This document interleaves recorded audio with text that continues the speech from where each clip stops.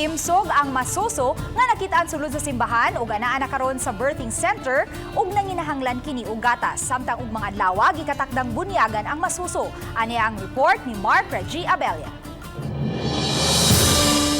Pasado alas 4:30 sa buntag kagahapon, human gipasugaan ang simbahan sa Sacred Heart of Jesus Parish sa Tangkong Bantayan Island, nakurat na lang sila human adunay nakit ang usa ka karton nga gibilin kilid sa imahen sa Sacred Heart of Jesus. Dinhi ilang nasayran nga adunay usa ka masuso nga gisud sa karton. Daling gidala kini ni Father Arvin Pretila, ang kura paroko sa mong simbahan ngadto sa Bantayan Birthing Home aron sisihon ang kahimtang sa panglawas niini. Duda ni Father Arvin nga pasado alas 2 sa kadlaw gibilin ang masuso. Nakadungog po ko na may tindahan at bang sa simbahan.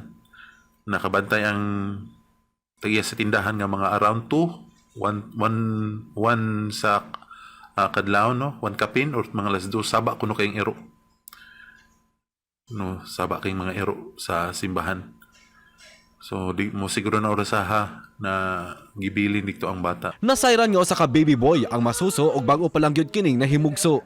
Panawagan ni Father Arvin ngadto sa mga ginikanan o baka sa mga paryente. So let's just hope and pray nga